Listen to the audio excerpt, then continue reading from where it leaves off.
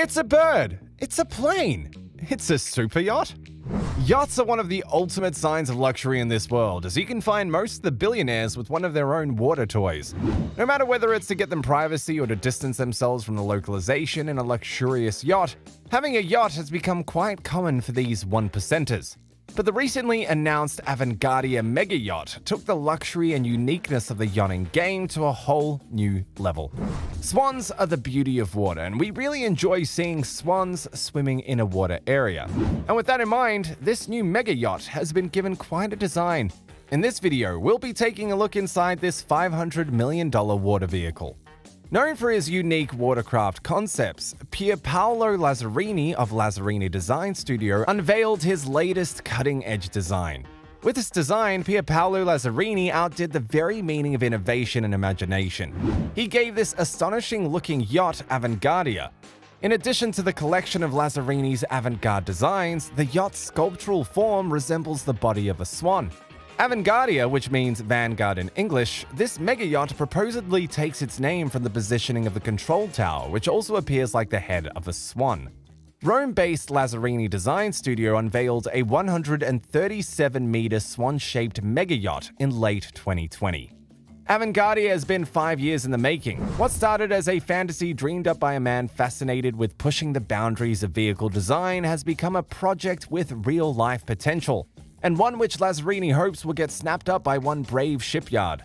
According to the Lazzarini Design Studio, the yacht was inspired by several 1970s and 1980s Japanese anime series that depicted the head of robots as command centers. However, in terms of the specific swan element, the designer Pierpaolo Lazzarini drew inspiration from a single anime called The Kasan, a series that featured a robot swan character that pretends to be a woman. The motto of the design company is quite cool itself. Its motto is, "Think about the future, never forget the past." Well, Lazzarini surely proved he believes that motto quite seriously. Then the design studio said, it could become a reality in the future if a wealthy inhabitant of this planet with a deep fondness for swans, yachts, and living life king/queen size in high seas is able to invest. The idea is to take inspiration from nature, says Lazzarini. We believe that nature already gives us the necessary design shapes to conceive new designs, so we based it on the swan, which is actually also our logo because we believe it's one of the most elegant animals in the way it moves, in the way it eats, and everything else. The main attention of this gigantic-sized bird is obviously the neck of the yacht, spanning 450 feet and bearing flowing lines and subtle curves that are reminiscent of a real-life swan. Avanguardia comes with a head that acts as a brain or the control tower to maneuver the vessel. The control center is supported by a flexible neck that employs a fulcrum to give it a full range of movement. But how does this head actually work? When the vessel is in motion, the head operates as a control tower with a private open deck. It adjusts Avanguardia's position by lowering itself to the center of the super yacht's body.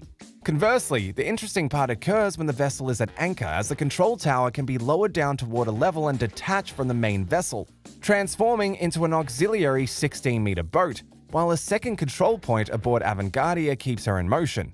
When the head is detached, the top part of the yacht would become the backup control tower.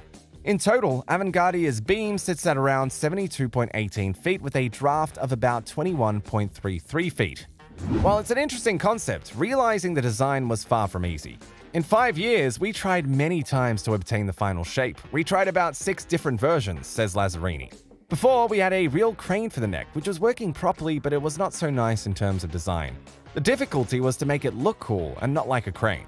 The thing is that the head wasn't meant to be a boat. In Lazzarini's earliest edition, the head was a detachable aircraft, actually. The inspiration at the beginning was to have a detachable head that flies instead of going into the water, but we had to place a drone on the top and the landing was quite complicated, he says. Even though it's a concept, we like to make things that really work and are not just animated cartoons, so we decided to replace it with a boat. Well, that neck of the yacht is surely cool, but this isn't the only cool thing the owner can find in this mega yacht.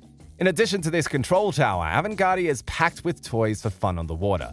The rear deck of the Avanguardia includes a personal port for 2 jet capsules, also designed by a team of designers and automotive engineers.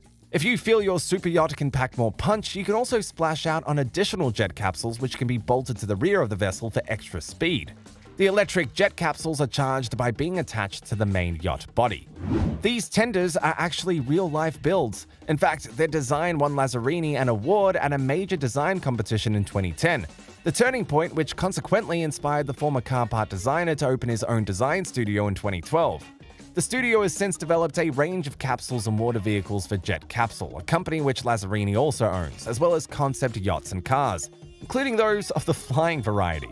Midship is a packed garage for the owner's classic cars, according to the renders, but taking the road monsters in water wouldn't be that good of an idea, don't you think? But when you have billions sitting on your account, so why not have a car garage in your super yacht?